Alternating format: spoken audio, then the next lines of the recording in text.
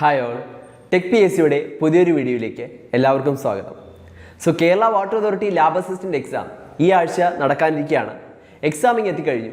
അപ്പോൾ എക്സാം ഹാളിലേക്ക് പോകുമ്പോൾ ഒരു ബിഗിനർ ആയാലും ഇനി എക്സ്പീരിയൻസ്ഡ് ആയിട്ടുള്ള ഒരു കാൻഡിഡേറ്റ് ആയാലും എന്തൊക്കെ കാര്യങ്ങളാണ് നമ്മൾ പ്രധാനമായിട്ടും ശ്രദ്ധിക്കേണ്ടത് എന്നാണ് നമ്മൾ ഈ ഒരു വീഡിയോയിലൂടെ ഡിസ്കസ് ചെയ്യാനായിട്ട് പോകുന്നത്. നമുക്ക് വീഡിയോയിലേക്ക് കടക്കാം. ഏറ്റവും പ്രധാനപ്പെട്ട കാര്യം ഗെറ്റ് ഇനഫ് സ്ലീപ്പ് എന്നാണ്. മിനിമം ഒരു 7 to 8 hours സ്ലീപ്പെങ്കിലും നിങ്ങൾ തീർച്ചയായിട്ടും എടുത്തിരിക്കണം. രണ്ടാമത്തെ കാര്യം, reach the exam centre at least 30 minutes before the exam time. Last minute ഹർബറി എന്നും എല്ലാം ഒഴിവാക്കാനായിട്ട് ഏറ്റവും നല്ലൊരു വഴി എന്ന് പറയുന്നത് ഒരു എക്സാം തുടങ്ങുന്നതിന് ഒരു നമ്മുടെ റിപ്പോർട്ടിംഗ് ടൈമിന് ഒരു 30 minute മുമ്പ് തന്നെ നമ്മൾ ആ ഒരു എക്സാം ഹാളിലേക്ക് എത്തി അവിടുത്തെ സാഹചര്യങ്ങളുമായിട്ട് നമ്മളൊന്ന് പൊരുത്തപ്പെടുക എന്നുള്ളത് വളരെയധികം ഇമ്പോർട്ടൻ്റ് ആയിട്ടുള്ള ഒരു കാര്യമാണ്. നമ്മൾ മാക്സിമം റിലാക്സ്ഡ് ആയിട്ടിരിക്കാൻ അത് ഒരുപാട് ഹെൽപ്പ് ചെയ്യും. അതിനുശേഷം make sure that your exam register number is there as soon as you reach the school. നിങ്ങൾ സ്കൂളിലെത്തിയാൽ ഏറ്റവും ആദ്യം തന്നെ നിങ്ങൾ ചെയ്യേണ്ടത് നിങ്ങളുടെ രജിസ്റ്റർ നമ്പർ ആ ഒരു സ്കൂളിൽ ഏതാണ് ക്ലാസ് അതിനനുസരിച്ചുള്ള ആ ഒരു ബോർഡ് ഉണ്ടാവും. ആ ഒരു ബോർഡിൽ നിങ്ങളുടെ രജിസ്റ്റർ നമ്പർ ഡിസ്പ്ലേ ചെയ്തിട്ടുണ്ടോ എന്ന് നിങ്ങൾ ചെക്ക് ചെയ്യേണ്ടതാണ്. ഇത് വളരെ ഇമ്പോർട്ടൻ്റ് ആണ്. രജിസ്റ്റർ നമ്പർ തന്നെ ചെക്ക് ചെയ്യണം, പേര് ചെക്ക് ചെയ്യരുത്. രജിസ്റ്റർ നമ്പർ അതിൽ ആ ഒരു ബോർഡിൽ ഡിസ്പ്ലേ ചെയ്തിട്ടുണ്ടോ എന്നാണ് നിങ്ങൾ ചെക്ക് ചെയ്യേണ്ടത്. അതിനുശേഷം drink enough water before entering the exam hall. Exam ഹാളിൽ കയറുന്നതിന് മുമ്പ് ഡീഹൈഡ്രേഷനൊക്കെ ഒഴിവാക്കാനും അതുപോലെ ബ്രെയിൻ ഫംഗ്ഷനിങ് ഒക്കെ നന്നായിട്ട് നടക്കാനും അഡിക്വേറ്റ് ആയിട്ടുള്ള വെള്ളം നമ്മൾ കുടിച്ചിരിക്കണം. അത് വളരെ ഇമ്പോർട്ടൻ്റ് ആണ്. അതിനുശേഷം bring at least 2 ball point pens of the same colour, hall ticket and ID proof. നിങ്ങൾക്ക് എക്സാം ഹാളിലേക്ക് അലൗഡ് ആയിട്ടുള്ളത് പ്രധാനമായിട്ടും ഏറ്റവും ബേസിക് ആയിട്ട് നിങ്ങൾ കൊണ്ടുപോകേണ്ട കാര്യങ്ങൾ നിങ്ങളുടെ ID പ്രൂഫ് നിങ്ങളുടെ കയ്യിലുണ്ടായിരിക്കണം, അതുപോലെ ഹാൾ ടിക്കറ്റ് ഉണ്ടായിരിക്കണം. ഇനി നിങ്ങളൊരു ബോൾ പോയിന്റ് പെന്നും ക്യാരി ചെയ്യണം. അപ്പോൾ നിങ്ങൾ ശ്രദ്ധിക്കേണ്ട, നിങ്ങൾ ഒരേ കളറിലുള്ള 2 ബോൾ പോയിന്റ് പെന്നെങ്കിലും കൊണ്ടുപോയിരിക്കണം. ജെൽ പെൻ ഉപയോഗിക്കാനായിട്ട് പാടില്ല. ഇനി when you get OMR you must enter the register number correctly and must fill the OMR properly. നിങ്ങൾ OMR ഷീറ്റ് കയ്യിൽ കിട്ടിക്കഴിയുമ്പോൾ ഇനി നിങ്ങൾ ചെയ്യേണ്ടത് നിങ്ങളുടെ രജിസ്റ്റർ നമ്പർ കൃത്യമായിട്ട് ആ OMR ഷീറ്റിൽ മാർക്ക് ചെയ്യുക എന്നുള്ളതാണ്. കൃത്യമായിട്ട് തെറ്റിപ്പോവാതെ തന്നെ മാർക്ക് ചെയ്യേണ്ടതായിട്ടുണ്ട്. വളരെ ഇമ്പോർട്ടൻ്റ് ആണ്. നിങ്ങൾക്ക് എക്സാമിന് മുൻപ് ധാരാളം സമയം ലഭിക്കും. അതായത് ഇൻവിജിലേറ്ററിന് അത് ചെക്ക് ചെയ്യാനും OMR ചെക്ക് ചെയ്യാനും അതുപോലെ നിങ്ങൾക്കത് ഫില്ല് ചെയ്യാനും ഒക്കെ ധാരാളം സമയം നിങ്ങൾക്ക് ലഭിക്കും. ആ ഒരു സമയത്ത് മാക്സിമം റിലാക്സ്ഡ് ആയിട്ട് ഒരുപാട് തിരക്കൊന്നും കൂട്ടാതെ തന്നെ നിങ്ങൾ എന്ത് ചെയ്യുക, കൃത്യമായിട്ട് ആ OMR ഫില്ല് ചെയ്യുക. അത് വളരെ ഇമ്പോർട്ടൻ്റ് ആണ്. അതിനുശേഷം after filling the OMR make sure that the invigilator signed in proper place. കൃത്യമായിട്ട് ഇൻവിജിലേറ്ററിൻ്റെ സൈൻ അതിൽ കൃത്യമായിട്ട് സൈൻ ഇട്ടിട്ടുണ്ടോ എന്ന് നിങ്ങൾ ഉറപ്പുവരുത്തേണ്ടതാണ്. കാരണം ഇൻവിജിലേറ്ററിൻ്റെ സൈൻ ഇല്ലെങ്കിൽ ഒരിക്കലും ആ ഒരു OMR ഷീറ്റ് വാല്യുവേഷൻ എടുക്കില്ല എന്നുള്ള കാര്യം പ്രത്യേകം ശ്രദ്ധിക്കുക. അതിനുശേഷം after receiving the question paper make sure that the alpha code of your question paper matches with the alpha code of OMR sheet. ഇനി നിങ്ങളുടെ OMR ഷീറ്റിൽ ഒരു ആൽഫ കോഡ് ഉണ്ടായിരിക്കും, ക്വസ്റ്റ്യൻ പേപ്പറിലും ഒരു ആൽഫ കോഡ് ഉണ്ടായിരിക്കും. അപ്പോൾ നിങ്ങൾക്ക് കിട്ടുന്ന ക്വസ്റ്റ്യൻ പേപ്പറിലെ ആൽഫ കോഡും OMR ഷീറ്റിലെ ആൽഫ കോഡും സെയിം ആണ് എന്ന് ഉറപ്പാക്കുക. സെയിം അല്ലെങ്കിൽ അത് അപ്പോൾ തന്നെ ആ ഒരു ഇൻവിജിലേറ്ററോട് പറയുക. ഈ ഒരു കാര്യം വളരെ ഇമ്പോർട്ടൻ്റ് ആണ്.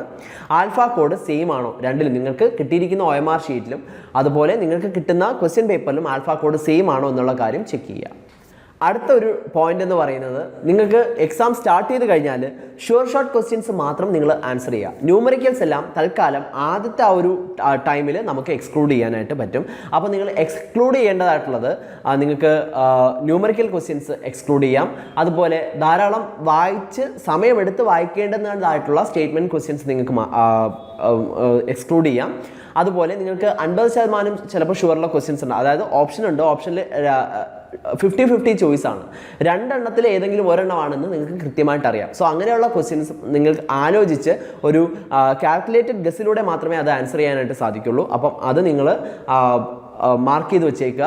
ഇനി 25% ഷുവർ ആയിട്ടുള്ള ക്വസ്റ്റ്യൻസും നിങ്ങൾക്ക് മാർക്ക് ചെയ്ത് വയ്ക്കേണ്ടതായിട്ടുണ്ട്. ഓക്കെ, ഇത് പരീക്ഷ തീരുന്ന ആ ഒരു കുറച്ച് സമയത്ത് ലാസ്റ്റ് ടൈമിൽ ഉള്ള ഒരു സമയത്ത് നിങ്ങൾക്ക് അത് ആൻസർ ചെയ്യാവുന്നതാണ്. അപ്പോൾ ഇത് എക്സ്ക്ലൂഡ് ചെയ്യുക എന്ന് പറയുമ്പോൾ കൃത്യമായിട്ടും ആ ക്വസ്റ്റ്യൻസ് മാർക്ക് ചെയ്ത് കൂടെ വയ്ക്കുക. ക്വസ്റ്റ്യൻ നമ്പറിൻ്റെ ഭാഗത്ത് ആ ക്വസ്റ്റ്യൻ മാർക്ക് ചെയ്ത് കൂടെ വയ്ക്കുക. കാരണം ഷുവർ ഷോർട്ട് ക്വസ്റ്റ്യൻസ്, അതായത് നമുക്ക് തീർച്ചയായിട്ടും ഉറപ്പുണ്ട്, 100% ഉറപ്പുണ്ട്, അതുപോലെ പെട്ടെന്ന് വായിച്ച് അപ്പോൾ തന്നെ ആൻസർ ചെയ്യാൻ പറ്റും എന്നുള്ള ക്വസ്റ്റ്യൻസ് പെട്ടെന്ന് തന്നെ ആൻസർ ചെയ്തതിന് ശേഷം ശേഷം നമ്മൾ എന്ത് ചെയ്യുക, വീണ്ടും ഈ ഒരു ആദ്യം തൊട്ട് നമ്മൾ വീണ്ടും ഈ ക്വസ്റ്റ്യൻ പേപ്പർ ഒന്ന് റിവൈസ് ചെയ്ത് വരിക. അപ്പോൾ കൃത്യമായിട്ട് ഈ മാർക്ക് ചെയ്ത് വെച്ചിരിക്കുന്ന ക്വസ്റ്റ്യൻസ് നമുക്ക് ഐഡന്റിഫൈ ചെയ്യാനായിട്ട് പറ്റും. അത് സമയമെടുത്ത് തന്നെ ചെയ്യുക എന്നുള്ളതാണ്. Remaining 40 minutes should be utilised for the statement questions, numericals and unsure questions. അപ്പോൾ നിങ്ങൾക്ക് ആദ്യത്തെ 50 മിനിറ്റിൽ എന്ത് ചെയ്യുക, ഷോർട്ട് ക്വസ്റ്റ്യൻസ് എല്ലാം ആൻസർ ചെയ്ത് കഴിയുക. 50 മിനിറ്റോ അതിൽ കുറച്ചോ മാത്രമേ എടുക്കാവുള്ളൂ. കാരണം ഡയറക്റ്റ് ക്വസ്റ്റ്യൻസ് ആണ്. അപ്പോൾ 1 മിനിറ്റ് സമയം ആവശ്യമായിട്ട് വരില്ല ഈ ഒരു ക്വസ്റ്റ്യൻ ചെയ്യാനായിട്ട്. ഒരു ക്വസ്റ്റ്യൻ 1 മിനിറ്റിൽ തന്നെ ചിലപ്പോൾ നമുക്ക് 3 ക്വസ്റ്റ്യൻസ് വരെ മാക്സിമം ചെയ്യാനായിട്ട് സാധിച്ചേക്കാം. അപ്പോൾ അങ്ങനെ ചെയ്യുകയാണെങ്കിൽ എത്രയും പെട്ടെന്ന് അങ്ങനെ തന്നെ ചെയ്യുക. കാരണം നിങ്ങൾക്ക് 100% തെറ്റില്ല എന്ന ഉറപ്പുള്ള ക്വസ്റ്റ്യൻസ് ആണ്. അപ്പോൾ അത് തീർച്ചയായിട്ടും വളരെ പെട്ടെന്ന് തന്നെ ചെയ്യുക എന്ന് പറഞ്ഞ് വളരെ വേഗം ക്വസ്റ്റ്യൻ വായിച്ചിട്ട് ക്വസ്റ്റ്യൻ ചിലപ്പോൾ ഒരു നോട്ടോ അല്ലെങ്കിൽ ഒരു ഡസിൻ്റെ ഒക്കെ വെച്ചിട്ട് നമുക്ക് ആൻസർ ചിലപ്പോൾ മാറിപ്പോയെന്ന് വരാം. സോ അത്രയും കെയർലെസ് ആയിട്ടിരിക്കരുത്. കൃത്യമായിട്ട് ക്വസ്റ്റ്യൻ വായിച്ച് മാക്സിമം നേരത്തെ തന്നെ ഓപ്ഷൻസ് വായിച്ച് ക്വസ്റ്റ്യൻസ് മാർക്ക് ചെയ്ത് പോകാനായിട്ട് ശ്രമിക്കുക. അങ്ങനെയാണെങ്കിൽ നിങ്ങൾക്ക് 50 മിനിറ്റിലോ അല്ലെങ്കിൽ അതിൽ കുറഞ്ഞ സമയത്തോ നിങ്ങൾക്ക് തീർച്ചയായിട്ടും എന്ത് ചെയ്യാനായിട്ട് പറ്റും, ഈ ക്വസ്റ്റ്യൻ മുഴുവൻ, അതായത് ഷോർട്ട് ക്വസ്റ്റ്യൻസ് മുഴുവൻ ആൻസർ ചെയ്യാനായിട്ട് സാധിക്കും. ഇനി നിങ്ങൾ തിരിച്ചു വരേണ്ടത് ആ ഒരു സ്റ്റേറ്റ്മെന്റ് ക്വസ്റ്റ്യൻസിലോട്ടും ന്യൂമറിക്കൽ ക്വസ്റ്റ്യൻസിലോട്ടും. നിങ്ങൾക്ക് ചാൻസ് ഉള്ള ക്വസ്റ്റ്യൻസ്, അതായത് ഇതോ അല്ലെങ്കിൽ അതോ, അങ്ങനെ നിങ്ങൾക്ക് എക്സ്ക്ലൂഡ് ചെയ്യാൻ പറ്റുന്ന ടൈപ്പ് ഓഫ് ക്വസ്റ്റ്യൻസും ഒക്കെ ആയിരിക്കും. സോ അത്തരത്തിൽ ചിന്തിച്ച് ചെയ്യാനുള്ള ക്വസ്റ്റ്യൻസിലോട്ട് രണ്ടാമത്തെ റൗണ്ടിൽ വേണം വരാൻ. കൃത്യമായിട്ട് നിങ്ങൾക്ക് ഷുവർ ആയിട്ടുള്ള ആൻസേഴ്സ് മാത്രം ആ ഒരു ഇതിൽ ഫില്ലപ്പ് ചെയ്ത് പോവേണ്ടതാണ്. ഇനി നിങ്ങൾക്ക് ഒരു റിവിഷനും കൂടെ ടൈം കിട്ടുകയാണെങ്കിൽ വളരെ നല്ലതാണ്. അതായത് വളരെ ആലോചിച്ച് ചെയ്യേണ്ട ക്വസ്റ്റ്യൻ മാത്രം, അതായത് നിങ്ങൾക്ക് 25% ചാൻസേ ഉള്ളൂ അത് കിട്ടാനായിട്ട്.